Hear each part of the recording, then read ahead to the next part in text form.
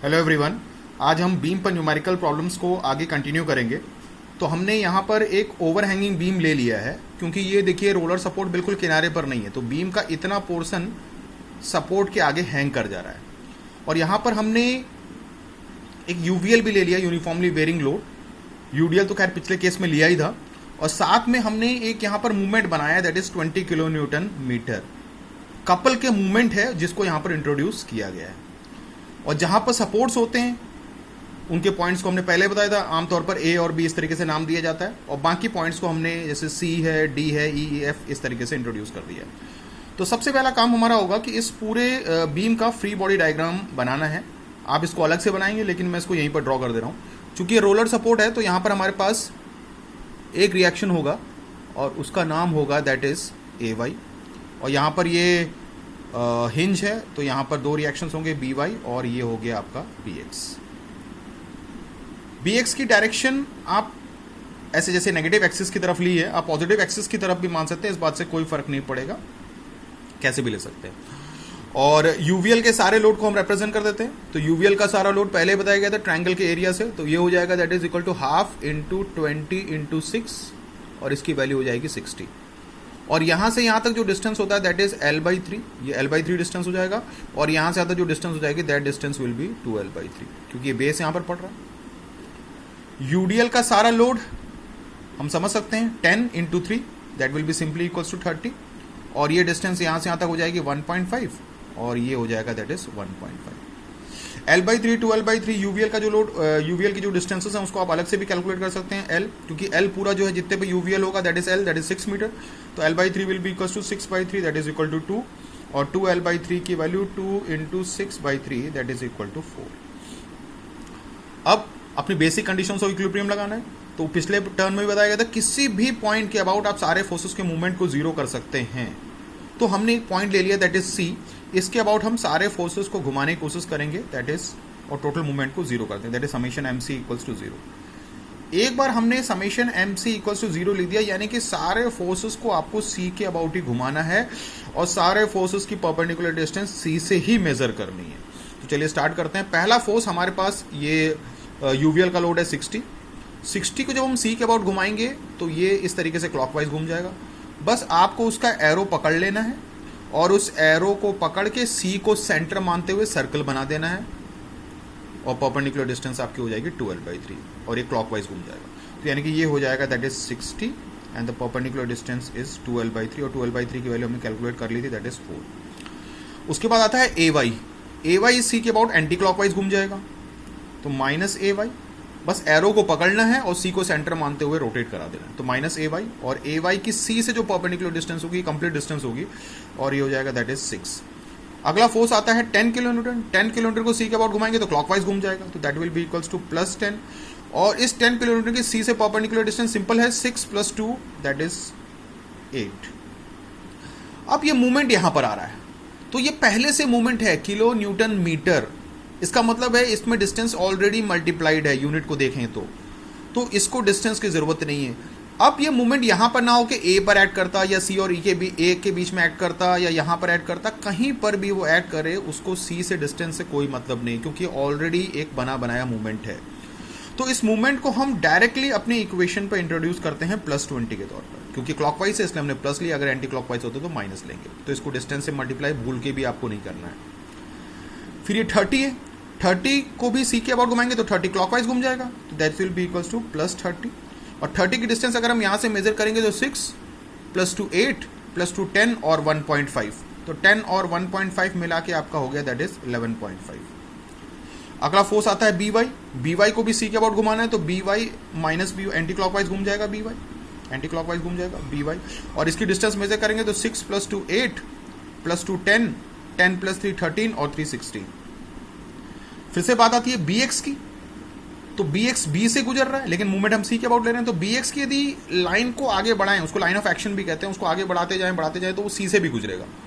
तो जो फोर्स उसी पॉइंट से गुजर जाए या उसकी लाइन ऑफ एक्शन उसी पॉइंट से गुजर जाए तो उस पॉइंट के अबाउट वो रोटेट नहीं कर पाएगा, क्योंकि उसकी परपेंडिकुलर डिस्टेंस बनेगी ही नहीं, क्योंकि मूवमेंट का formula force into perpendicular distance होता है।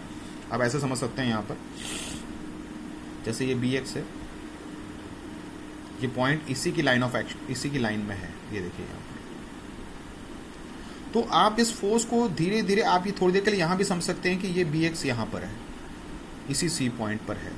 तो जब वो इसी पॉइंट पर होगा तो वो रोटेट नहीं कर पाएगा, क्योंकि उसके पास जगह ही नहीं, क्योंकि यही पॉइंट सी है आपका, यही पॉइंट सी है, तो इसको जगह नहीं। अगर ये बी एक्स थोड़ा सा ऊपर होता, मान लेते हैं यहाँ पर होता बी एक्स, तो उसकी लाइन ऑफ एक्शन को हम आगे बढ़ा लेते इस तरीके से, और सी के लेवल पर ले आते, तब यहाँ पर आ जाता। तब उसके पास ये पॉइंट सी था, तब उसके पास सी के अबाउट घूमने के लिए उसके पास एक जगह है, यानी कि सर्कल बना सकता है वो, तब उसके पास एक परपेंडिकुलर डिस्टेंस भी होती है इस तरीके से। लेकिन ऐसा केस तो नहीं है, तो बी एक्स उसी पॉइंट से गुजर रहा है, यानी कि बी एक्स का कोई मूवमेंट नहीं बनेगा। तो हम अपनी इक्वेशन में अगर लिखना भी चाहें तो बी एक्स इंटू जीरो लिखेंगे, तो जीरो तो होगा नहीं, तो इसको हम लोग कोई लिखने की जरूरत भी नहीं है। तो हम लोग सिंपली यहाँ पर लिख सकते हैं B Y into 16 that is equal to 0। चलिए अब इसको हम थोड़ा कैलकुलेट कर लेते हैं। 16 इंटू 4 हो गया 240, ये हो गया माइनस 6ay, और 10 इंटू 8 हो गया 80, प्लस 20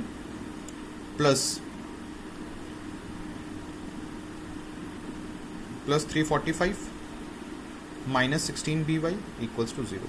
इसको इक्वेशन फॉर्म में लिख सकते हैं, minus 6ay minus 16by that will be equals to minus 240 minus 80 minus 20 minus 345। सब तरफ माइनस है तो माइनस साइन को आप हटा भी सकते हैं, तो 6ay प्लस 16by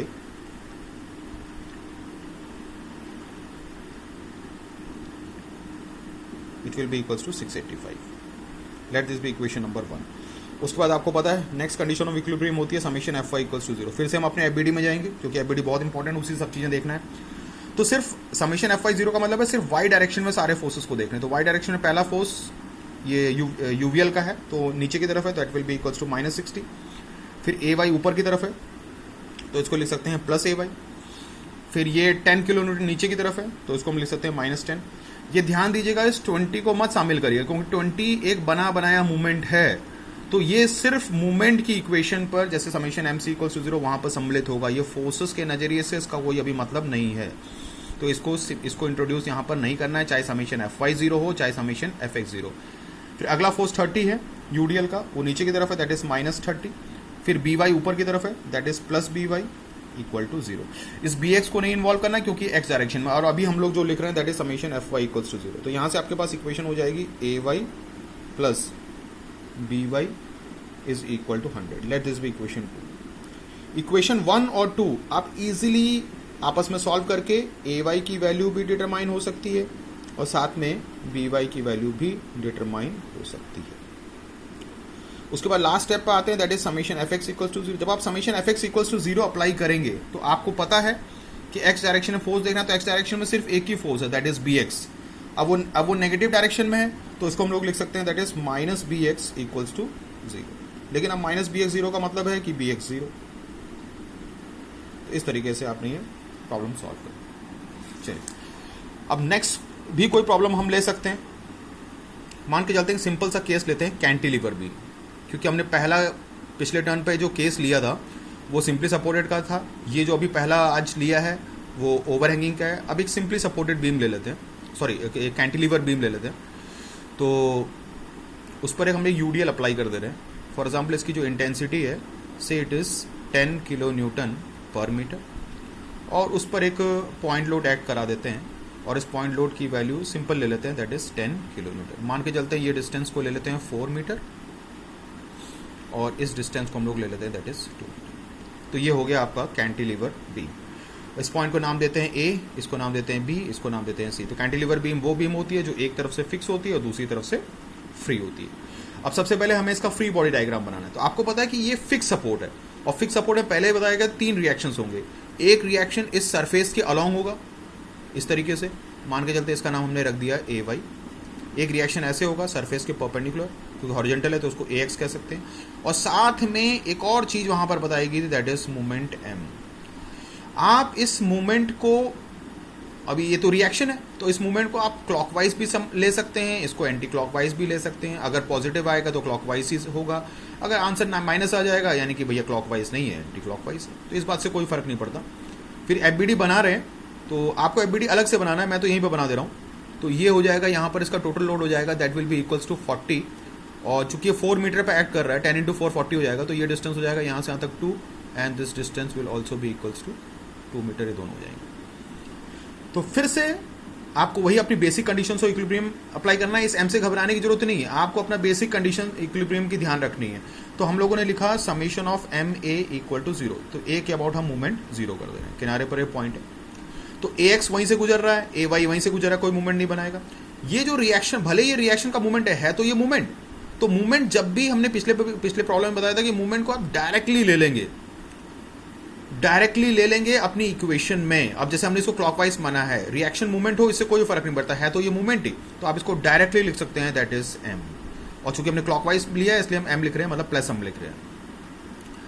तो ये हो गया 40 को जब हम ए के अबाउट घुमाएंगे तो ये क्लॉकवाइज घूम जाएगा, तो प्लस 40, और इसकी जो परपेंडिकुलर डिस्टेंस ए से जो होगी वो साफ साफ दिख रही है, दैट इज 2, दैट इज 40 × 2। अगला फोर्स आता है 10, तो प्लस 10, और इस 10 की परपेंडिकुलर डिस्टेंस 4 और 2, ए से डिस्टेंस मेजर करनी है, तो 4 और 2 that is 4 + 2 that is equal to 6 and it will be equal to 0। और हमारे पास कुछ है ही नहीं, तो यहां से m की वैल्यू सीधे सीधे आ सकती है, दैट इज -80 एंड -60, यानी कि m की वैल्यू हो जाएगी that is -140 kilo newton metre. After all movement है तो यूनिट होगा। अब -140 किलो न्यूटन मीटर आ गया, हमने मूवमेंट को कैसा लिया था, क्लॉकवाइज। अभी आंसर कैसा आ गया है, नेगेटिव। इसका मतलब है हमारा जो मूवमेंट है वो सिंपली रिएक्शन मूवमेंट है, वो एंटी क्लॉकवाइज। बस इतनी सी बात समझ में आ जाएगी। तो आंसर के जो प्लस और माइनस है वो ऑटोमेटिकली डिसाइड कर देंगे कि मूवमेंट, हमारा रिएक्शन का मूवमेंट कैसा होना चाहिए। तो आपको शुरुआत में घबराने की जरूरत नहीं है, शुरुआत में ज्यादा दिमाग लगाने की जरूरत नहीं है, आप एक तरफ से ले लीजिए, आंसर ऑटोमेटिकली बता देगा कि वो प्लस होगा या माइनस होगा। चलिए, उसके बाद नेक्स्ट कंडीशन ऑफ इक्विलिब्रियम आती है summation F Y equals to, जब हम समेशन एफ वाई डायरेक्शन में सारे फोर्सेस को देखेंगे तो वाई डायरेक्शन में फोर्स हमारे पास क्या है, ए वाई है, तो ए वाई हो गया पॉजिटिव। फिर 40 फोर्स यूडीएल का नीचे की तरफ है, तो -40, और साथ में ये वाला 10 नीचे की तरफ है, तो -10 इक्वल टू 0। सिंपली इक्वेशन होगी। फिर से आप इस m को मत इन्वॉल्व कर दीजिएगा, इस m को मत इन्वॉल्व कर दीजिए, क्योंकि हमें सिर्फ फोर्सेस को देखने हैं और m मूवमेंट है, तो एक बार जो मूवमेंट होंगे वो सिर्फ मूवमेंट की इक्वेशंस पाएंगे। तो यानी कि यहां से ए वाई की वैल्यू सिंपली हो जाएगी 50 किलोमीटर। उसके बाद last condition that is summation F X equals to 0, और summation F X equals to 0 apply करेंगे तो एक्स डायरेक्शन में एक ही फोर्स है, ए एक्स हॉरिजॉन्टल डायरेक्शन में, उसके साथ कुछ और फोर्स है ही नहीं, तो हम लोग लिखेंगे सिंपली ए एक्स। फिर इस मूवमेंट को आप नहीं देखना है, तो सिर्फ आपको फोर्सेस देखने हैं। तो हॉरिजॉन्टल डायरेक्शन में एक ही फोर्स है ए एक्स, और उसकी वैल्यू उसके साथ लिखने के लिए कुछ नहीं है, तो ऑटोमेटिकली वैल्यू हो जाएगी दैट इज 0। Thank you.